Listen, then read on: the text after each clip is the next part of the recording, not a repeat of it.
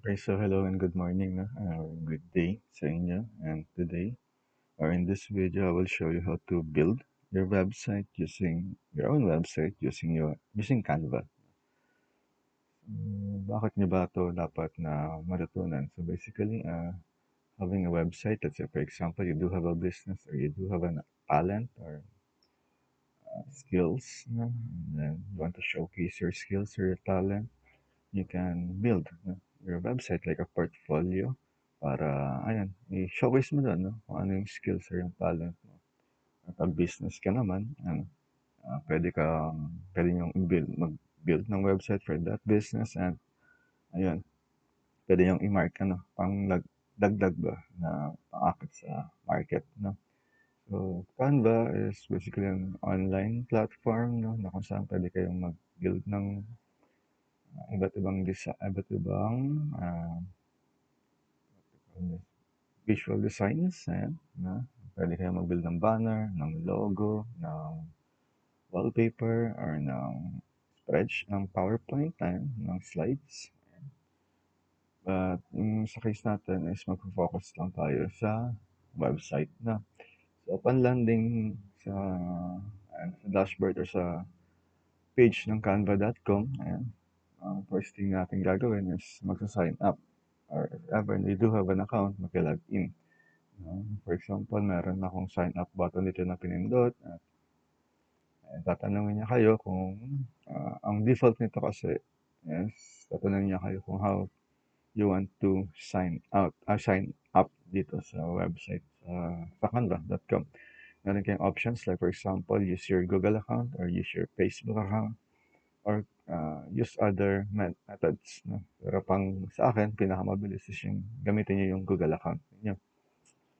No? And ayun, so ginamit ko na siya dito kaya if you can notice, ayun, meron na siyang naka-appear na account ko. And then press ko lang continue.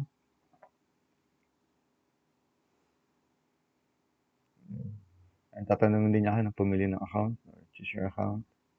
Same goes pagka kayo ay first time lang na magsa-sign up dito. Continue niya lang.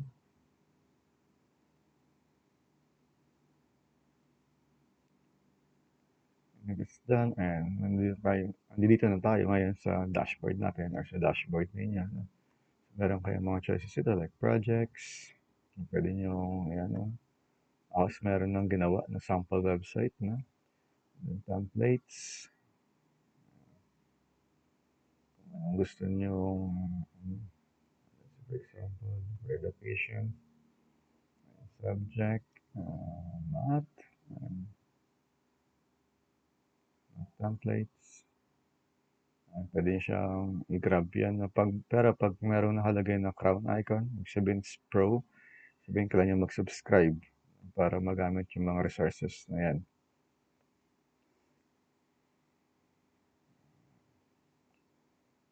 So for example, gusto nyo mag-create ng banner. Type nyo lang sa search bar, ng birthday banner, YouTube banner, let's say YouTube banner. Bibigyan niya kayo ng templates na pwede yung gamitin. Pwede siyang i-grab. Pero again, sa case natin is website yung ating gagawin. So, website portfolio, websites. Hanap lang tayo ng template natin na pwede yung maganda. No? So, as a web developer din, no, ay masasabi ko na mabilis itong ganitong klaseng method. When you design your own or build your own from scratch is medyo matrabaho. Not like dito, kung mamili ka na lang ng template, tapos i-grab mo, at ayun, gamitin mo na para sa kung ano man yung ilalagay mo, business website, portfolio website, education website, or simply just showcasing yourself. Ayan. So, meron ako dito gagamitin. Let's say, ito ng black.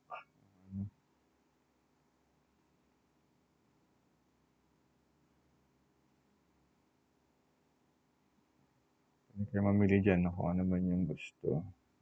Yeah.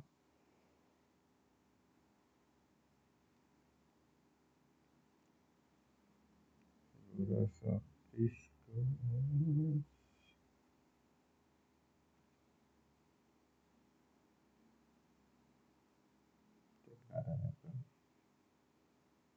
And then customize your, pinaka-pinay, customize this template.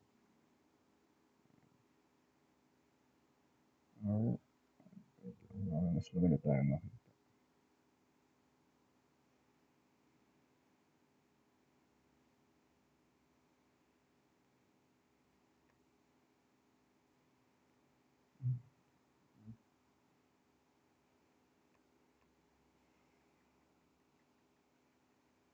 Ano lang,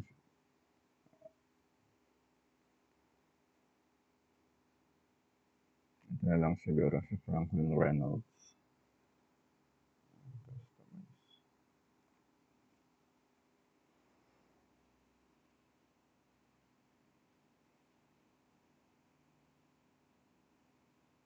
So, meron siya mga contents dyan. Ayan, tatlong.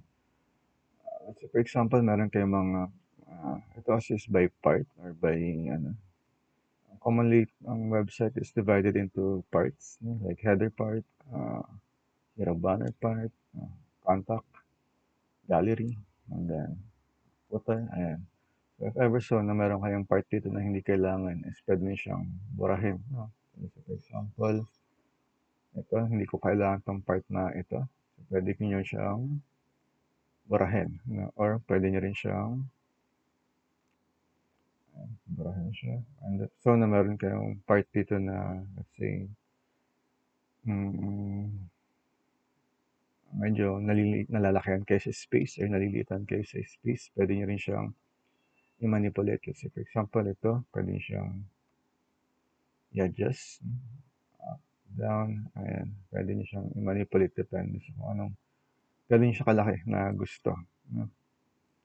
Then after that, pwede natin itong i-customize. No? First thing kong gagawin, obviously, hindi ako ito. So, babaguhin ko yung picture. Delete. Screenshot. Pwede siyang burahin or yung press nyo siyang delete button. So, either itong icon or yung delete button sa inyong desktop. And after that, yes, pwede nyo na i-grab yung sarili nyong picture para basically drag and drop lang na para makopy nyo siya. Yung picture ninyo or pwede nyo i-upload.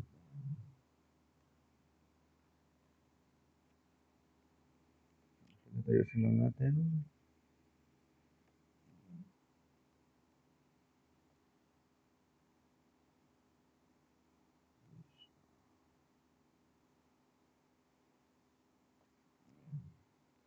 The next thing is pwede nyo rin baguhin yung text. So basically, double click nyo lang yan.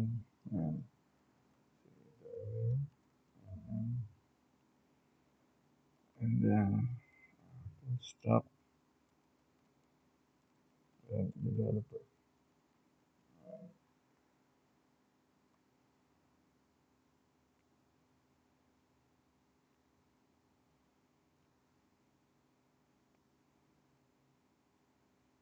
And after that, ito. So hello there. And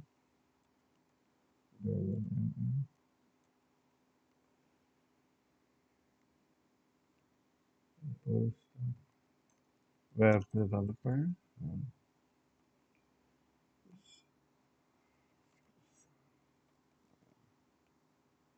Yun na lang. So, it's understood kung gusto kang magdagdag ng some contents dyan, up to you. Qualification, education, college,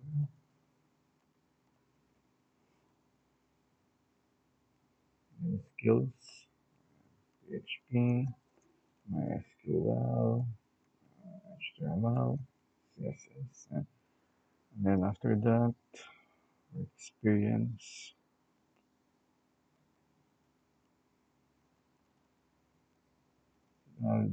Yung content na nilalagay ko dito is just a dummy content, no? Hindi ibig sabihin na nilagay ko dito is totoo. But dito is na-manipulate ko lang para lang may ano tayo.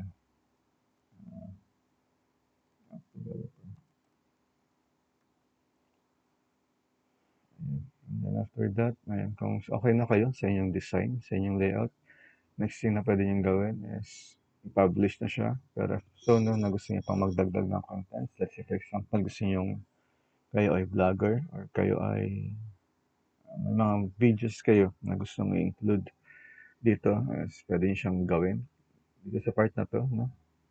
Ito is pwede kayo magdagdag ng mga designs ninyo like elements, gusto niyo maglagay ng shapes and mga stickers or mga pictures, pwede yung ano, for example ito, gusto niyong idagdag, drag and drop niyo lang yan, ayan, madadagdag na siya diyan.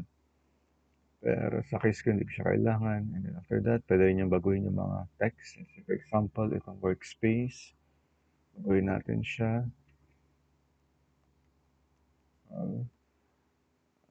Gawin natin siya. Okay. Ayan. Ayan. Sticker na ako nagawa. Ayan.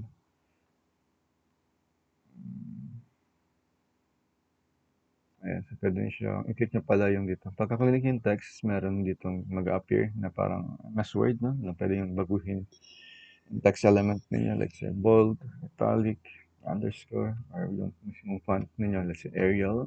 Ayan. Pwede yung Arial, Ubuntu, or kung ano man yung trip nyo na design na gusto nyo ilagay, no? Pero sa case ko, okay na ako dun sa default na itsura niya. So, control Z ko lang para bumalik siya dati yung itsura.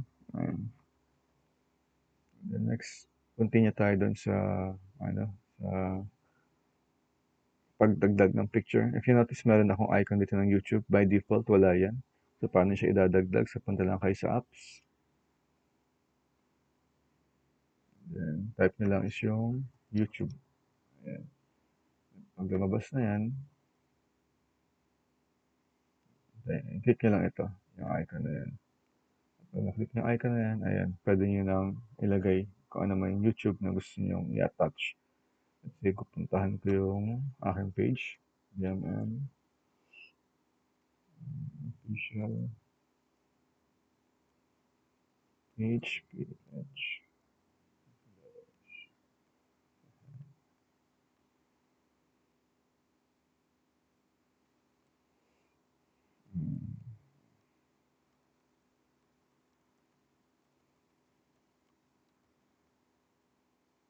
Ayan, so ito yung aking page na sa YouTube. So mag-grab lang ako ng videos dito.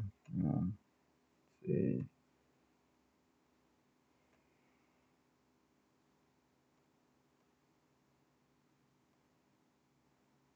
ito. Pwede ko siyang i-click lang. Ayun, attach na siya dito sa inyo sa ating ginagawa na website na resize ko lang siya. So resize is hold nyo lang yung right click tapos ayan, i-ano nyo lang siya. Kontrolin nyo lang ng mouse ninyo kung paano nyo siya i-resize. Meron na ako isang video dito. Again, control nyo lang yung right click ay yung left click and left click ng inyong mouse and then i-hold nyo lang yan and then i-touch nyo lang itong part na to or yung part na yan or yung part na yun or yung part na yun kung may nakikita kayo ditong ganyan ano siya gagawin yan i-hold nyo lang no? Then touch pa ako ng isa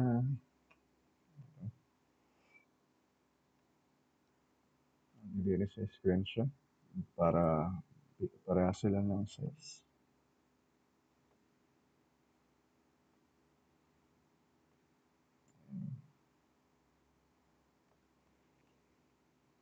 So, meron na akong dalawang video. So, kaya po mag-attach ng video na eh. And after that, ayun, kung kayo ay okay na, again, kung satisfied na sa itsura, it's either first, pwede nyo siyang preview kung ano na itsura niya, ang inyong ginagawang website. Ayan. Meron ako nitong ganyan. May animations pa yung nakuha natin na template.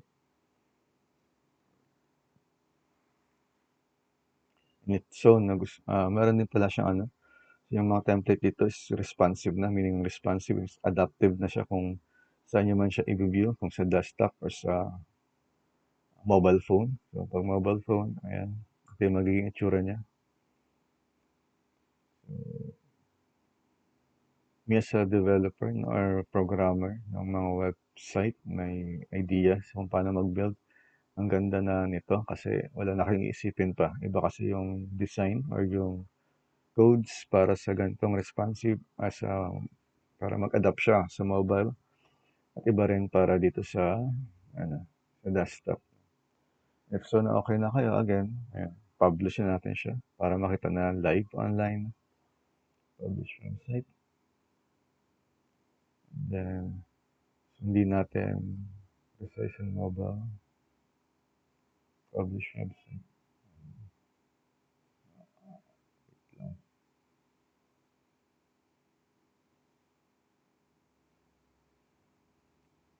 Ayun. Nag-ano yata siya. Wait lang ha. Publish natin. Inadapt niya yung dati niyang pangalan. So, ito, website URL. So, ito kasi yung una kong ginawa na example. No? Pero, by default, wala dapat nakalagay dyan. Kayo yung maglalagay no, ng pangalan ng web page niya. So, for example,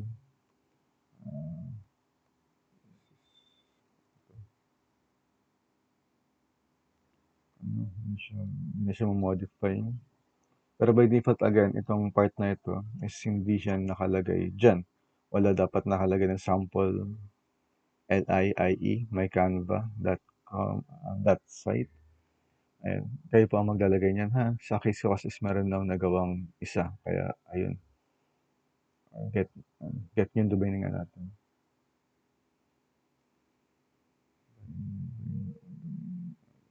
Kailangan na lang. Pagka yung domain na yun, kung tukoy nila is, let's say, for example, kung nakikita nito is canva.com at wala siyang extension na mycanva dot sample lie dot my dot canva dot site.